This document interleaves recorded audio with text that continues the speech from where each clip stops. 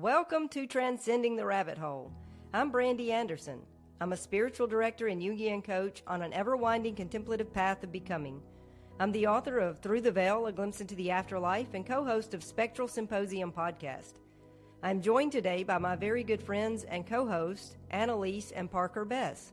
Annalise is a singer-songwriter, sound healer, and spiritual influencer dedicated to raising human consciousness as she shares her awakening journey on TikTok.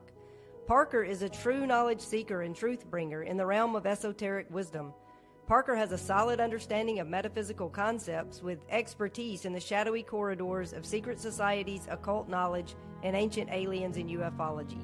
We invite you to pry open your third eye and journey with us through the cosmic rabbit hole as we alchemize esoteric insights in a quest for ultimate truth. Falling down the rabbit hole again.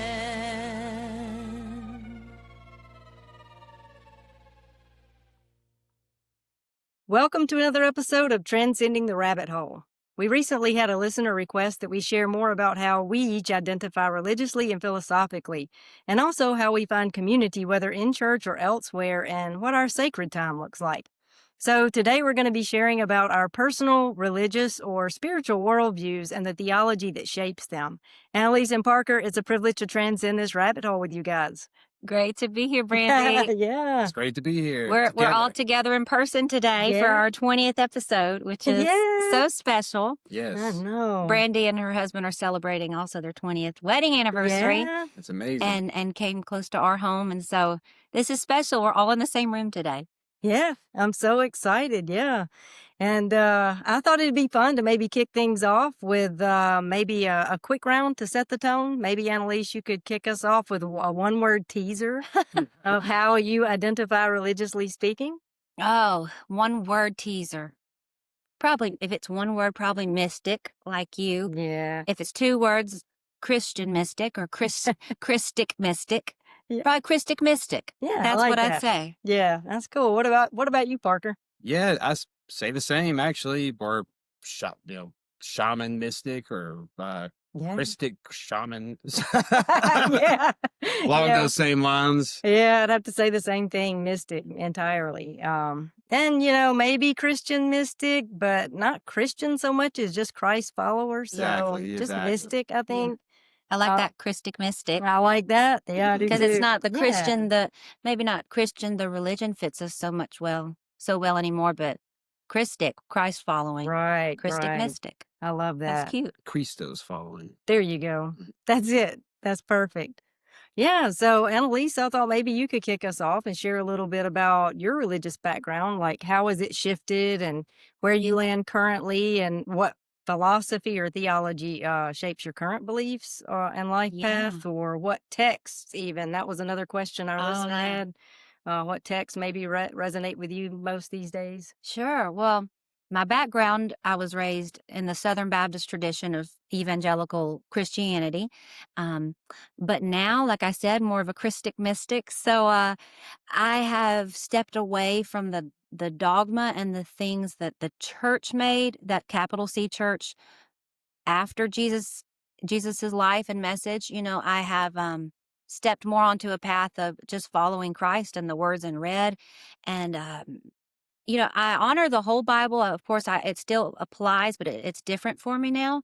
I'm able to see it with a broader lens of what it really meant.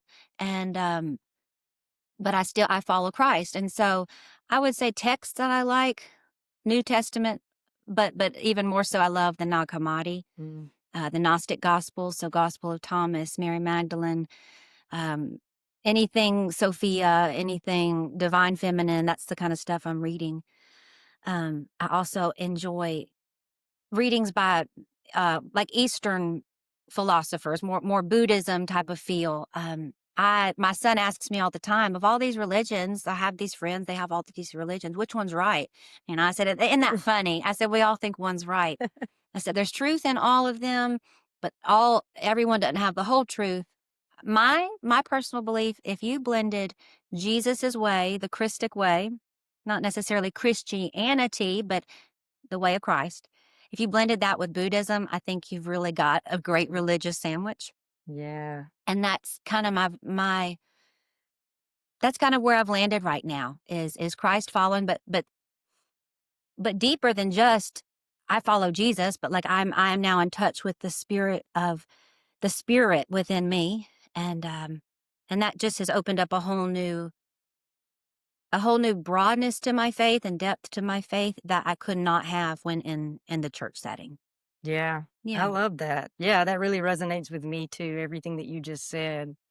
What about you, Parker?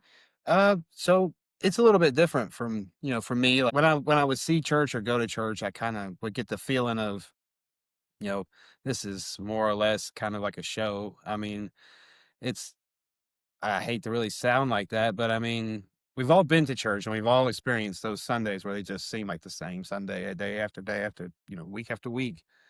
So I looked at it in that lens, and the more I actually got to studying, spirituality and higher faith and stuff like that, I actually got closer to what I call God, source God. But it's brought me closer to the God that I've always knew was out there, but just wasn't necessarily like the Zeus in the sky kind of God that the church painted, Right. Yeah. and it's been really freeing, to know that, and now, like Annalise was saying, like she can see the Bible in that sense. So can I, but when I look outside, I can see God outside compared to Yeah. that's a tree or a piece of Right. grass. I can see that everything is connected and intertwined, and Yeah. I also went down dark rabbit holes tremendously to find out that that's also true, and people try to keep that hidden, and that just verifies what I need to know even more. Yeah, I love it. What about you, Brandy? Yeah, so I was raised Christian, but I really wasn't practicing Christianity. Like I wasn't following Christ. And so after my spiritual awakening, I did the only thing I knew to do, which was to plug into the church, right? And I probably spent several years just, navigating that space, just plugged into several churches, trying to make things work or fit within a Christian context. And honestly, I came to the end of all that and I was exhausted.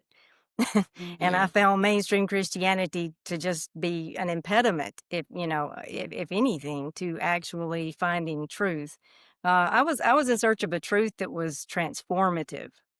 So for me, it was about an experiential, lived reality of peace and truth. And everyone that I met within the church context, they were living just the same as any unbeliever, as far as, riddled with anxiety, all of the same, depression, anxiety, the same sorts of issues. And so I was really put off by that, because I was like, if this is supposed to be, a faith or a peace that transcends all understanding, then why is it actually setting people free?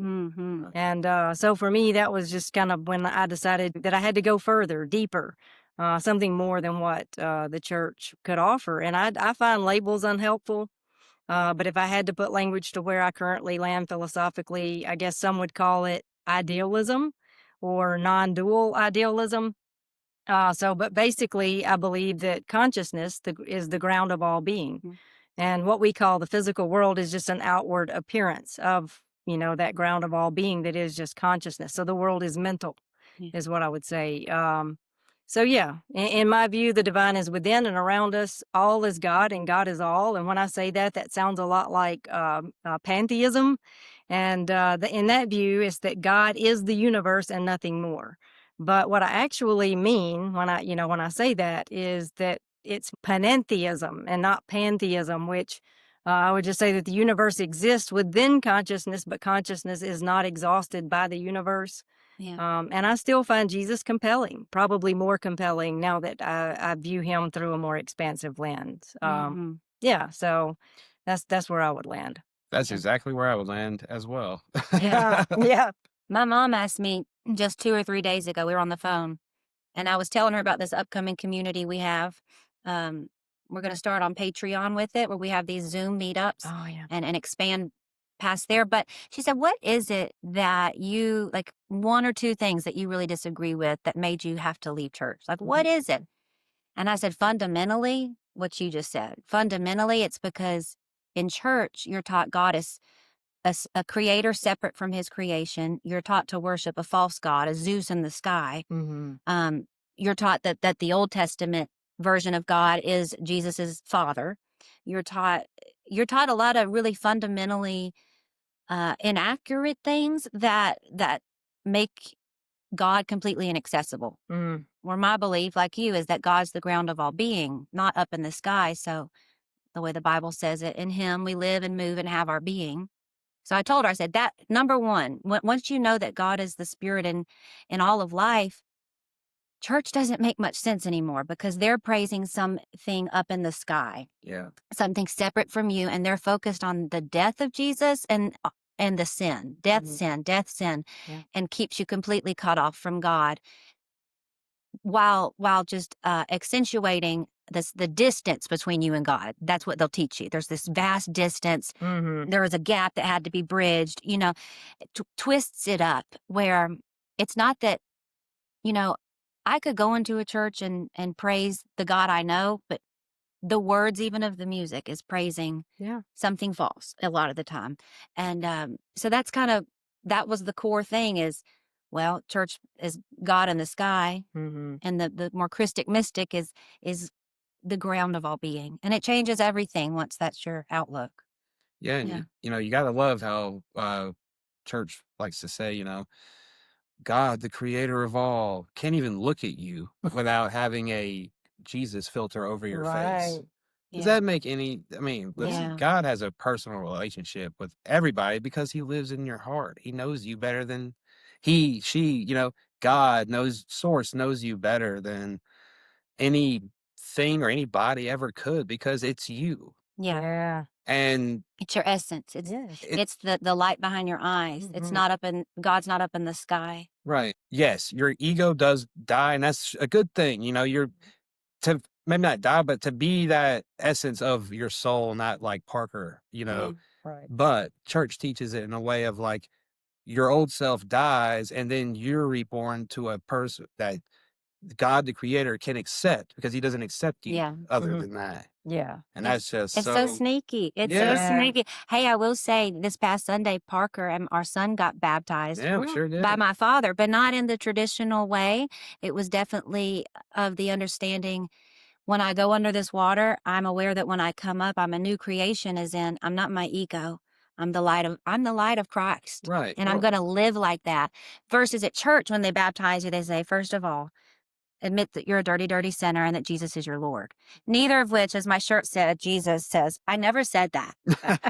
This is a great shirt Yes. and Jesus is on it. And He said, I never said that. That's right. He never said that. A lot of what we're told, He never said that. And so the baptism they had was much more about that. Like you said, that non-dualism Yeah. It was decision. right. It's about source and following what Jesus says. And He talks about source the whole entire time throughout the Bible. Like that's the Father He's talking about. Yeah. So that's in the name that me and my son got baptized in. And we knew like when I get dunked in the water and come out, it's not going to be God can finally accept me. It's just, we are professing that we are followers of Source. That's right. Source Yeah. God. And that's what baptism is. It's Yeah. Yeah.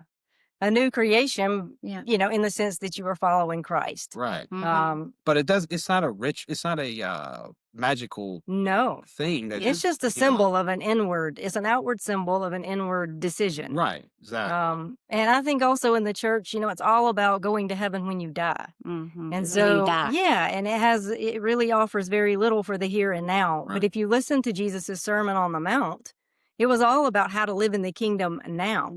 And really, if you pay attention to what He said, those things cannot be done apart from a change in perspective, right? As long as you are viewing things through the Christian lens, you will never attain to the things that He mentions in the Sermon on the Mount. And I've even heard sermons about how, we can't, possibly follow Jesus in this way until, we die because, this is just too difficult. Well, yeah, if you don't have that metanoia, which is, that's what repentance really is. It's go beyond the mind. It's not about turn from your wicked ways. It's about transcending that dual mind. So it's about a non-dual way of seeing and being in the world. And when you do that, you enter the kingdom of heaven. And when you do that, the Sermon on the Mount just outflows. You don't have to try to attain anything. It's just what flows out of a transformed person. Yeah. Exactly. Yeah. I love that.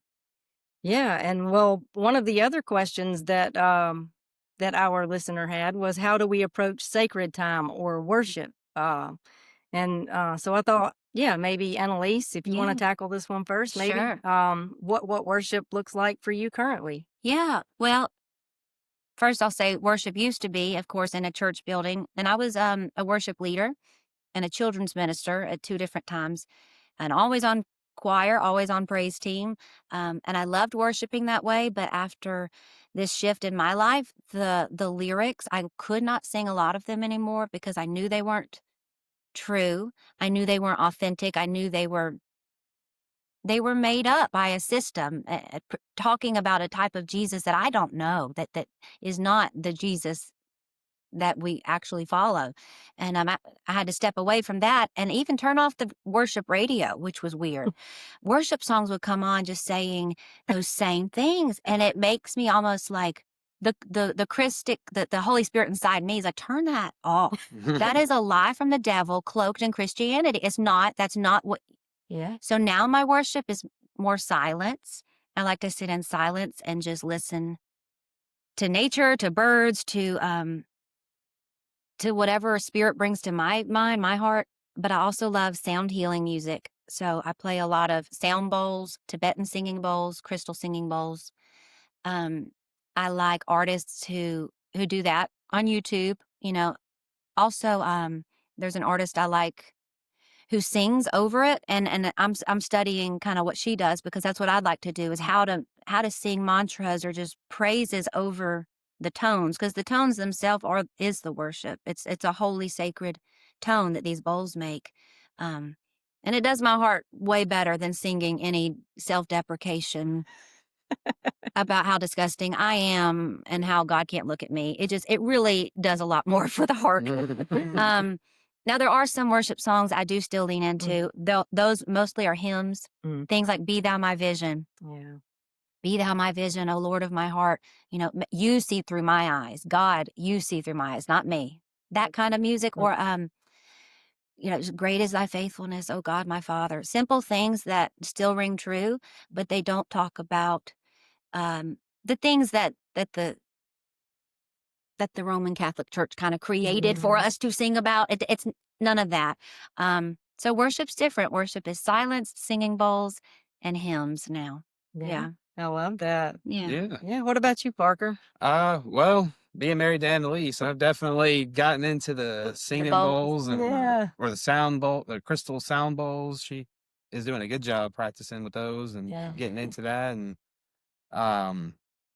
yeah, I guess over this time, over the last year or so, year and a half, meditation is just kind of sitting in silence. I don't practice it every single day like I should. I'm not gonna sit up here and lie to you guys, but when I do, it's a very, very helpful and transformative thing. I mean, if you, so I took like this meditation class per se type of thing, and it was teaching me how to meditate. And really, like Annalise was saying, if you could just like lock on to nature, you can hear the birds. And when your mind starts to wander, you can just go back to the birds singing, or even the tractor thing going beep beep or whatever. You can just kind of focus on that, and it's really helpful for sure. And music wise, I used to like rap music and hard rock music, and I've already talked about this on past episodes, kind of cut that down a lot. And Tell them what you're listening to now, that high frequency. yeah, the high frequency stuff. What's his name? Abel Hart. Yeah, Abel Hart. He has some good like manifestation type of songs where you're like, it's like a mantra, like you're just kind of like singing it to these like cool beats and stuff. And But also he records it in 432 hertz or right. high hertz that are good for you to listen to. Yeah, exactly. And yeah, so that's really cool. I like to do that. And I will say that it's like a scientifically proven, you can watch videos on this, sound healing and sound bowls and just high vibrational music affects your body in a tremendous way, like from a cellular level. We've talked about the water freezing to good music or good frequency stuff. And it's a crystal, bad frequency stuff. It's like sludge looking in the microscope when it's frozen. Yeah. And that's the same for your body. So, and it's pretty Mhm. telling, you know. I mean, I could tell a difference, you know. Very much. Yeah.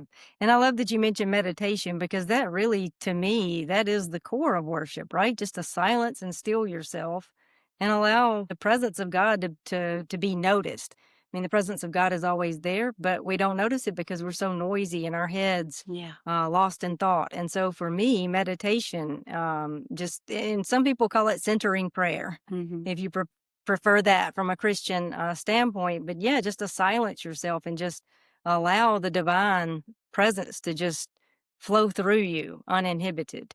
And music also, like you guys were saying, but for me, worship is not a song. Worship is a word. The word actually throughout scripture means to bow down, which means to surrender.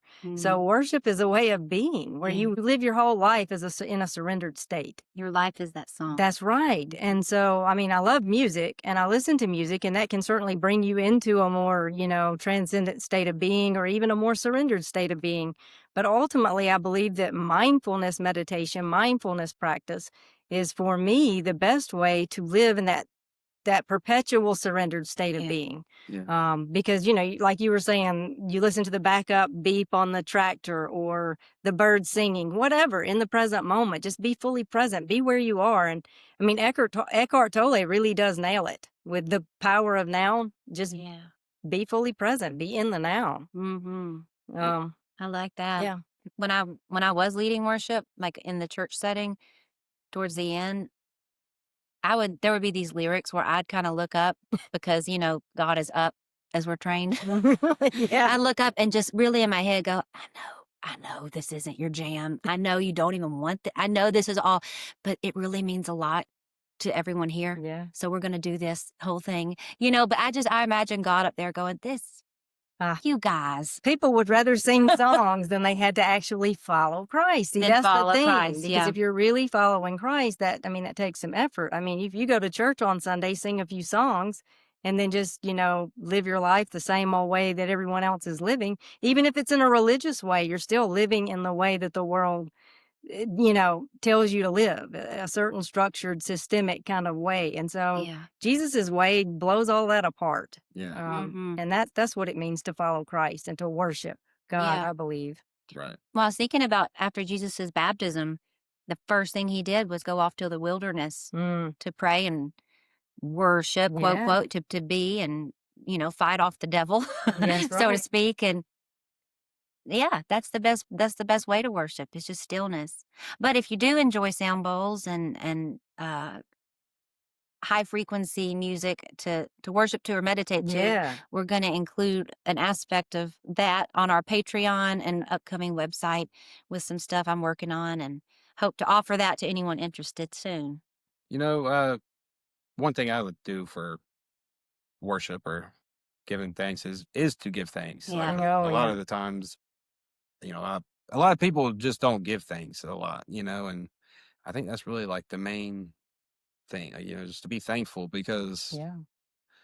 I mean, that's really where your prayers and stuff start to be answered, like abundance and all That's that right. kind of stuff is to be thankful. And myself included, we all can just find ourselves like falling down like a slippery slide, and you're not thankful, but Yeah. I love that you said that because gratefulness and appreciation are such high vibe, states of being. And it really is. I mean, people talk about an attitude of gratitude. And I think it's Brene Brown that talks about that. And I may have mentioned that before, but she said there's a difference between being grateful and having the attitude of gratitude. She said, like, for instance, yoga. She said, having an attitude of yoga. She wears the yoga shoes. She said, I probably have a yoga mat somewhere. I wear the yoga pants, but I do not practice yoga. So there's a difference Yeah. between actually embodying something. And I love that you brought that up because to live gratefully, yeah, Yeah. with a grateful heart, that really is important. yeah. Yeah. And to like kind of zoom back or zoom out or zoom back down, whatever perspective you want to do, and just say like, I was talking to Annalise about this earlier today. Like a lot of the time, like the suffering is in your head. Like you're Mm, really just thinking about things and it hasn't happened yet, or maybe it's already happened, and the current moment is perfect, but you're still off in the past or in the future, and you're ruining it for Uh-huh. yourself and others around and stuff like that. That's So right. it's Hmm. the power now. Is Yeah, what it is. that's it. Well, another question that our listener had was, do we attend church? And if not, then how do we find community? So, Annalise, Mm-hmm. what say you? Do you attend church? Sometimes Yeah. and I'll tell you why. I left our home church, the one I was a regular volunteer at and all of that. We like left, like had to go. And we moved and I wanted, and I told Brandy this a lot. I wanted to find some type of church community because I have young children and I want them to get a foundation of, this whole God thing, this whole Christ thing. I want them to have the foundation, but I know the foundation that we get in church because I got it. I got 30 years of it. And it's not healthy a lot of the time. Yeah. It's not always bad. I'm not hating on churches. I'm a church girly at heart. I love church. I love my church family, but it's more spiritually toxic a lot of the times than healing, unfortunately. Because the message is skewed that's being shared, but you don't know that.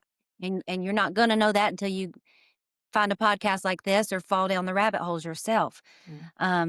So when we moved, I visited a couple churches trying to find that spot. It's not out there, but that got me inspired to talk with Brandy and Parker about creating a spot for people just like us, especially with children, because you know what you don't want, but you do want something for them. And so when we do these monthly Zooms, I am going to include like a 15-ish minute kind of children's lesson. It's not going to be Sunday schoolish, though. It's going to be different. It's going to be, Christianity blended with spirituality, and no dogma.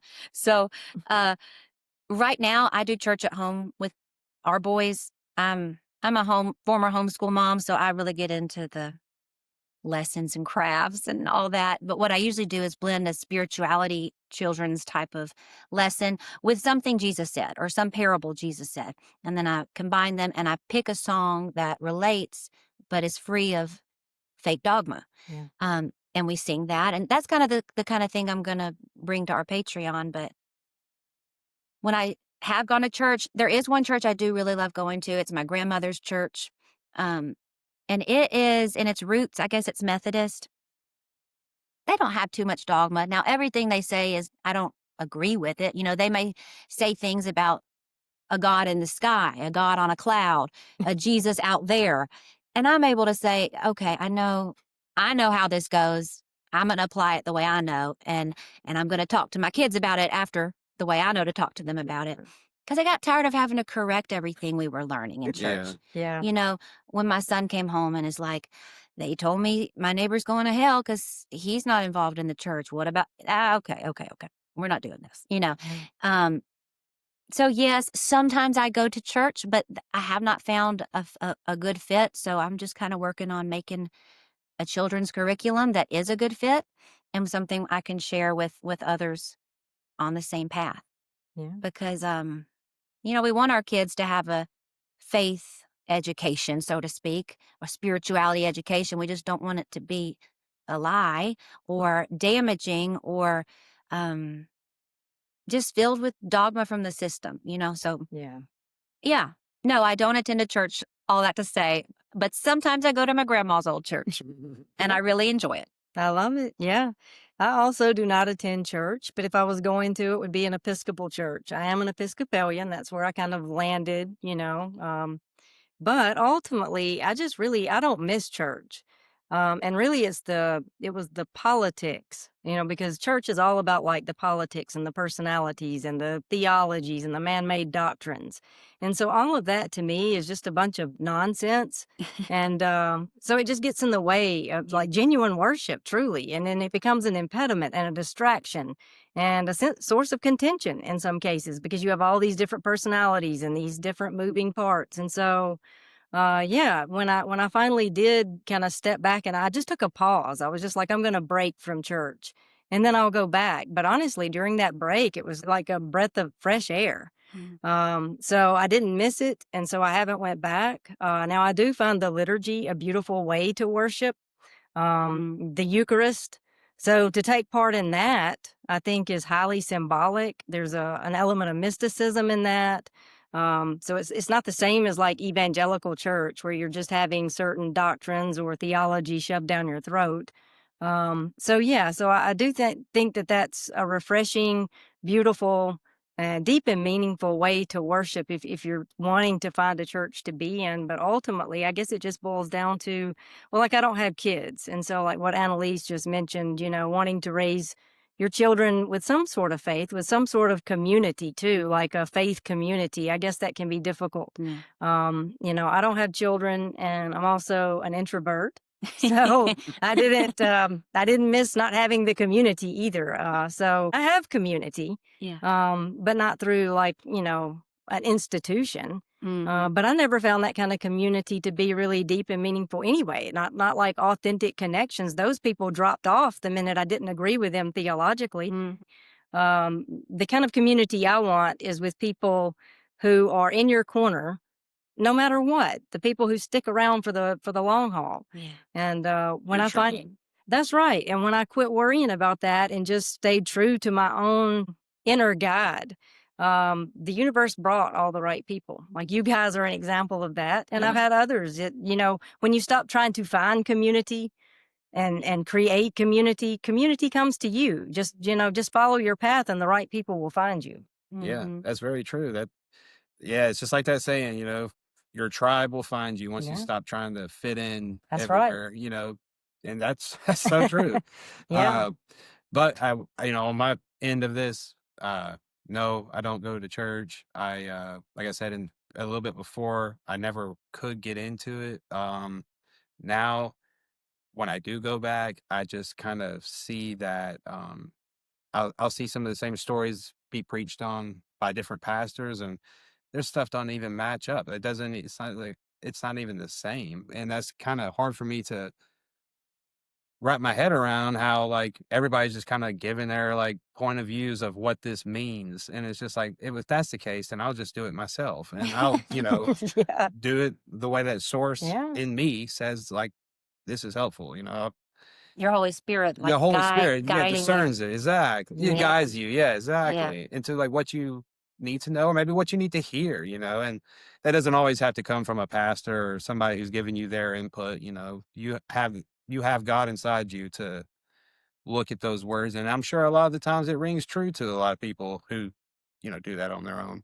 So that's where I'm at kind of with that. I do like, YouTube, certain people, like Eckhart Tolle and Reverend Ike. We like Reverend Ike I a really lot. like him. Yeah, even this guy named John St. Julian. John St. Julian. Um, Neville Goddard, he has good stuff. Yeah. Now these aren't sermons, but they give you that vibe of a sermon, a wisdom, So on Sundays we'll do our thing with the kids, but then we'll watch something like that. Yeah. And I get a whole lot more out of that than, like I said, listening to somebody else's point of view on things. Like, Yeah. So that's where I'm at with that. Yeah, I love it. And that kind of brings up, or, maybe some teachers, pastors, or guides that maybe once resonated with you, but no longer do, or maybe some still do. Are there any of those that you could maybe thinking? Now, growing up in church, the sermons some Sundays they'd hit great, where you're like, that was meant for me. Yeah. But the older I got, the less they hit. But I did have some pastors I really adored. And although now our theologies wouldn't match up, they were great men of godly character who were good guides, and I still find value and some sermons come to mind, but mostly now I don't get much out of sermons. I get more, like Parker said, out of people like Reverend Ike. Yeah. People like Neville Goddard, people like Eckhart Tolle and Alan Watts. Yeah. This guy we've mentioned a lot, John St. Julian. What else? Sadhu Guru. Yeah, I listen to him some, and Krishnamurti. Oh, I yeah. like Yeah. Krishnamurti, Yogananda. Mm-hmm. So I guess I'm naming a lot of Eastern philosophy, but like I said, Ram Dass. Ram Dass. Yeah. Yes, I've kind of landed in this. I'm a psychedelic Christian. Like I'm just, combine hippie with Christian with, those Buddhist peace vibes. Yeah. To me, that's where it's at. It's all different. It really, they tell you this in church. Now, every religion says it's all languages pointing to God. They're wrong. It's just ours. Yeah, But we really- have all the answers. No, really. Like Yeah. once I allow myself to look out into the universe of what other people do Mhm. believe, we're all saying almost the same thing in different ways. So, yeah. So that's who I'm kind of enjoying now. I cannot listen to probably sermons I used to could have. Yeah. And I won't name names, but I can't do it anymore. It just doesn't resonate. Quite opposite, Yeah.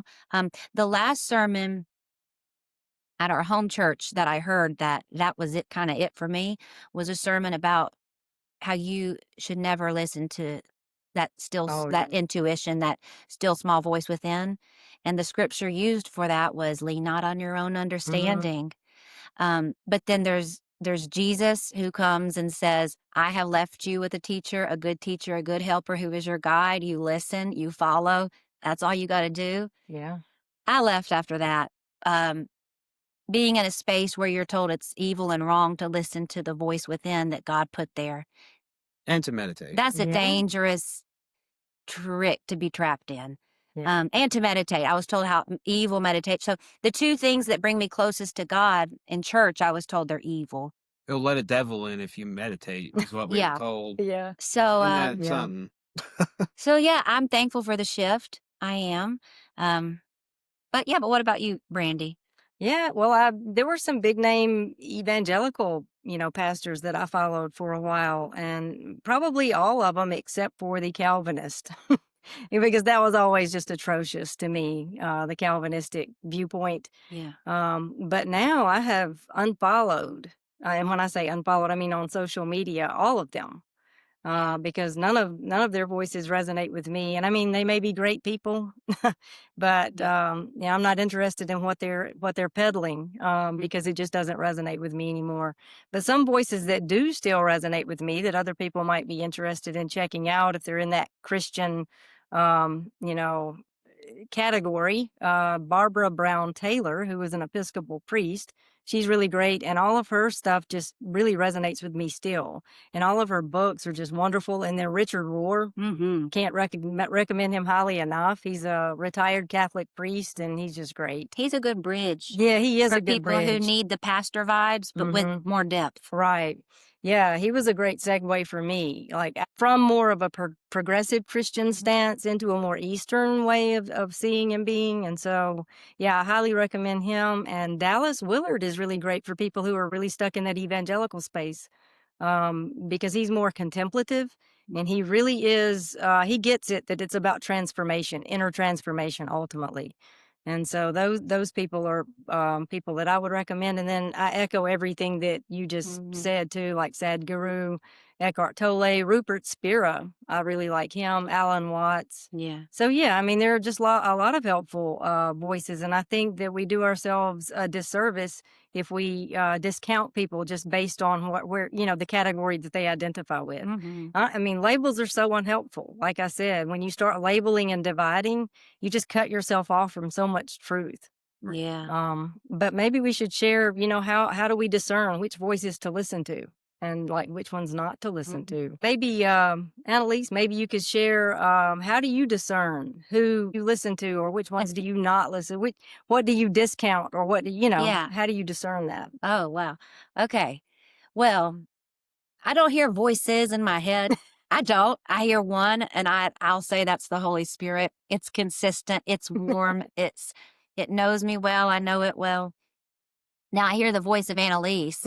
She's annoying. Yeah. She gets on my nerves. I choose not to listen to her as much as I can. No, I'm kind of playing.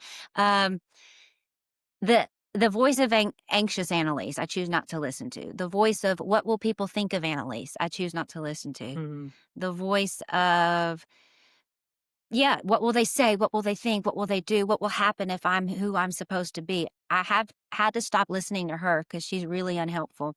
And now just listen to the voice of who I know to be God.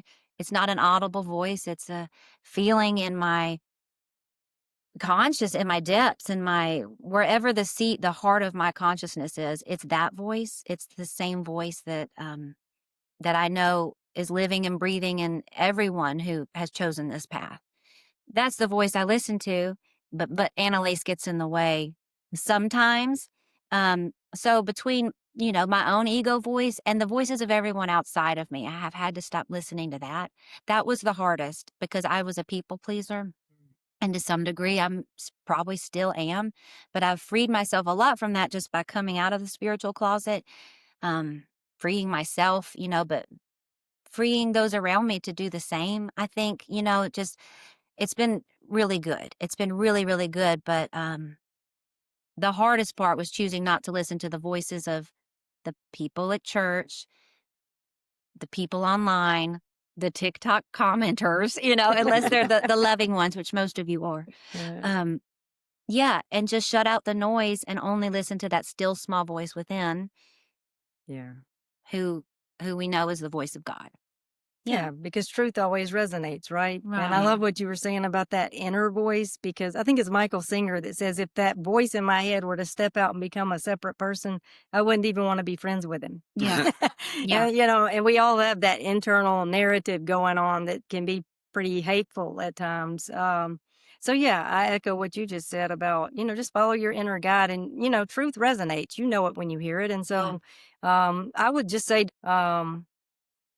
don't take every word as the gospel. Even if most of what they're saying is true, just always use your own, discernment and filter out what resonates and what doesn't. Just cast it aside. No one has all the truth. And so we don't need a guru. We just need our inner guide. And so you can listen to all of these different voices sharing truth in a multitude of ways and just, glean what is beneficial to yourself and let what isn't just float on by is the way I would say it. I like that. Yeah, same here. I echo everything both of y'all have said. The discernment and, a lot of the times, like with myself, I'll find like, we'll just say like, we'll find something or I'll see something or hear something that resonates a lot. And I know it to be true just from it resonating, but I still go and do my own research too, to, back it up. Like I just don't take somebody who says something and then even though it resonates, I still want to make sure, I'm not really one to just say like, well, that dude said it, so it must be true, Right. Yeah. So, I advise everybody to do their own research, Absolutely. and Yeah. you can do that with a multitude of things with all this stuff we have nowadays Yeah. as well. And that was the thing for me while I was in church. A lot of people aren't doing their own research. They're not reading. They're not studying for themselves. They're just trusting that good old Pastor Joe is Yeah. telling them like it is. And so for me, that just wasn't good enough. Right. So I did my own research and I went down all those rabbit holes. And I mean, the fact that there are 3 or 4 different views on hell alone, let's not get started on the atonement theories that are swirling around. Mhm. There's precious little collaboration across the board about what one thing means or what one all these different theological nuances. I guess that's what I'm trying to say. Yeah. They just so many divided ways of seeing and being. And so Christians can't agree on anything. While we were driving here, of course, we are in the Bible Belt here, but we were coming through Mississippi. And I mean, it's just church after church. There's the Nazarene here, and there's the Apostolic Church here, and there's the, faith. I don't know. I mean, just church after church. And I'm like, wouldn't it be something if all these people could come together, agree, and worship God together? But they're all, I mean, within like a 2-mile Yeah. radius, you have like 5 churches. Mhm. So that speaks volumes that people can't get along and they can't agree on anything. And so all of these different doctrines, all of these different theologies, they're just man-made, and really labels are so unhelpful. We could just transcend all that and experience God, Yeah. without all of that. It's just about oneness, really. It's about we are one with God and all others. And so really that's it. That sums it up. And It's hard to get our minds around it. Well, we can't. You can never get your mind around it. You have to just really just sink into it and stop trying to conceptualize it. That's the issue. Christians are always trying to conceptualize instead of having experiential, live reality of something. And so, yeah, if we could just get out of our heads and just be fully present. I mean, God is the air that we breathe, right? Yeah. Yeah. And Yeah. people, listen, you have God inside you. You don't need to hear somebody's perspective on that. Like Mm-mm. you have the source of God inside you. Calvinistic views, Roman Catholic views, Baptist views, they're all theologies from somebody's head. Yeah. Okay. So Yeah. if, like Brandy was saying, if we could all just come together and just be one, just be one and not have all these like, well, you do it that way and you're wrong and I do it this way, but we're all talking about the same thing. You're bad and I'm good. It's just like, Yeah. you have a lot more, you're a lot more of a sentient being than you give yourself credit for, and Yeah. you don't need somebody telling you what to do or how to think or anything. You're a sovereign being, Here's something that comes to mind is what Judge Hornsby said in our last episode, that without the infrastructure and the systems we have, people would get hurt. Things would crumble a little bit. And I think church and pastors and all that, I don't think they're unnecessary. Like, I think for a lot of people, it's wonderful. And it's exactly what they need, because they're not the kind who's going to go have a spiritual walk on their own or deep dive or pursue deeper things.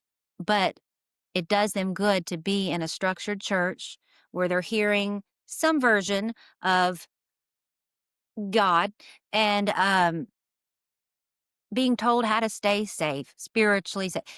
I think that those guardrails are good for some people, but it's like, was it Paul who said, I'm giving you the milk, but Oh, yeah. so, Yeah. I'm speaking to you. I'm giving you like the milk, the baby Yeah. Christian food. Later, Because- I'll speak to you Yeah. in ways you can. Well, church only takes you so far. Yeah. And like I said, a lot of people, they need that. And without that, their reality would not be good. Yeah.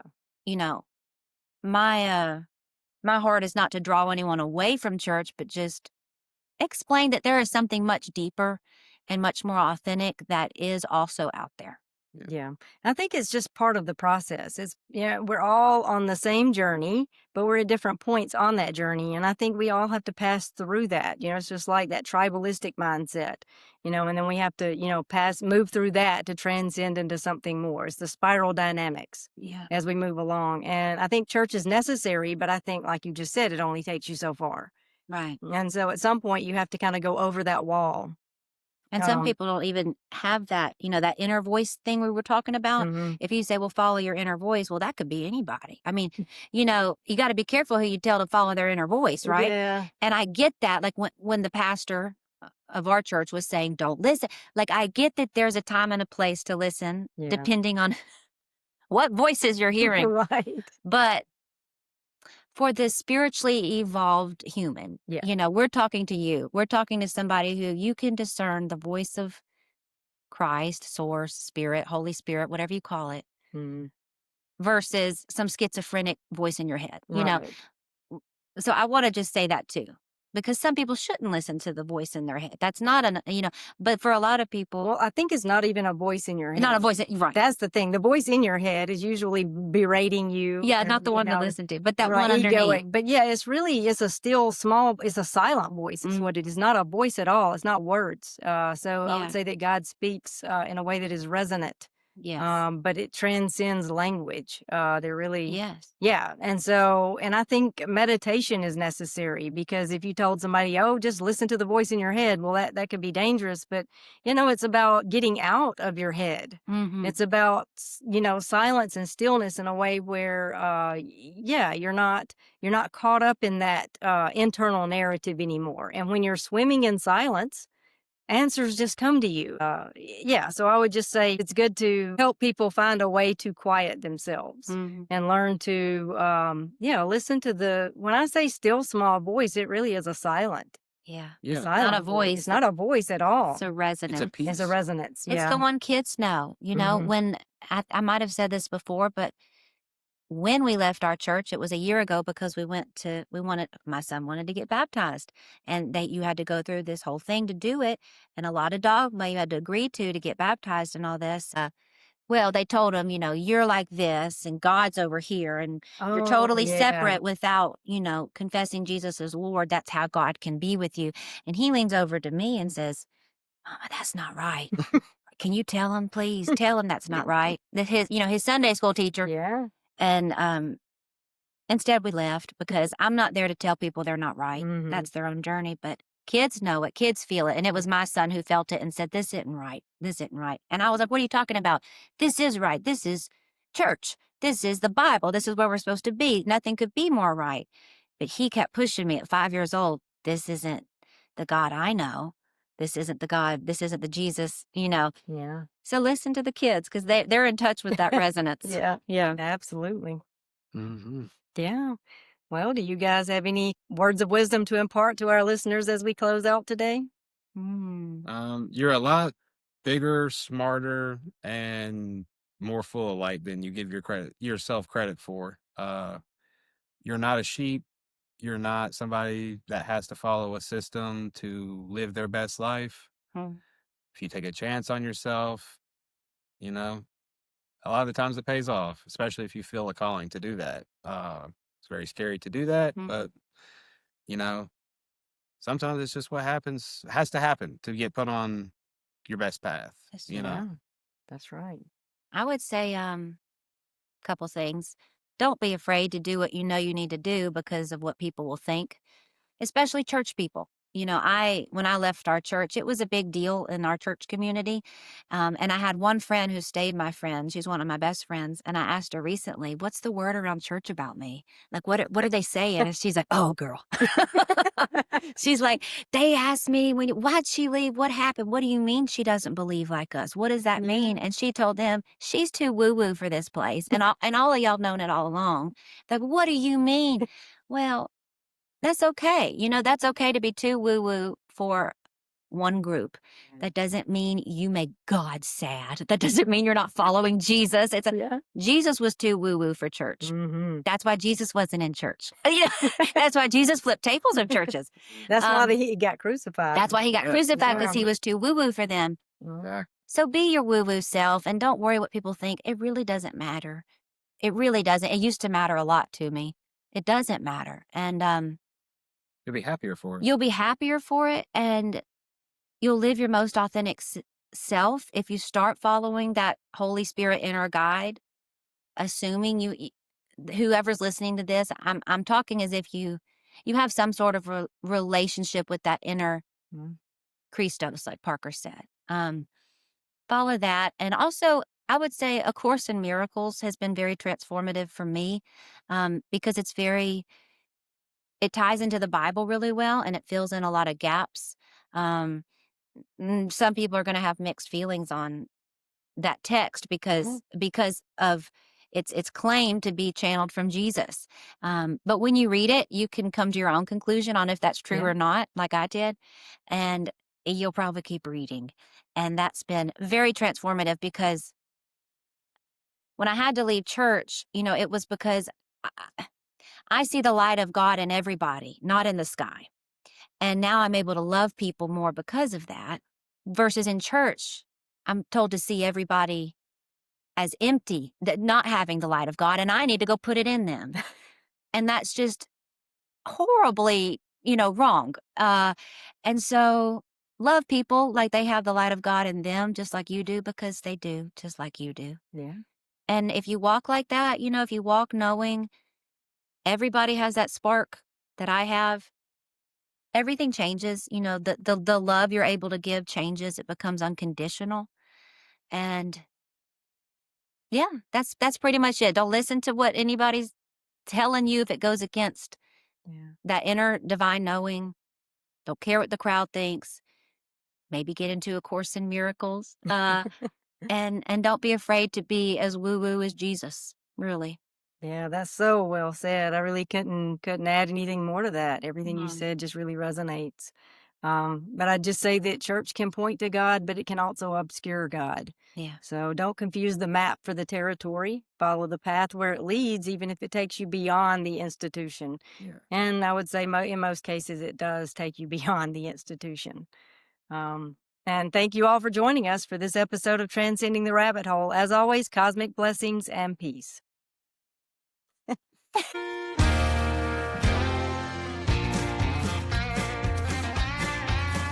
Do you ever grow discouraged by the weight of this world? Does Big Brother get you down with all the lies that he's told? Does the gloom and doom of nightly news haunt your dreams? So you scroll instead of sleep, 'cause distraction is key. But as long as there is still a sun up in the sky, I can choose to live on the sunny side. It's somewhere between burying my head in the sand and falling down the rabbit hole again. I was sleeping just fine peacefully inside my American dream, awoken when those puppet strings were cut right off. The evidence you can't ignore, sheriff call you misinformed. I know the truth, but trying not to lose my mind. I'm somewhere between burying my head in the sand and falling down the rabbit hole again. It takes a worried man to sing a worried song, and the state of humankind had me humming along. Hello, common sense, I'm convinced we've lost our way, sold our attention to the system. Now there's power to reclaim, but as long as there's a heart beating in my chest, I'll cling to hope that's true. I will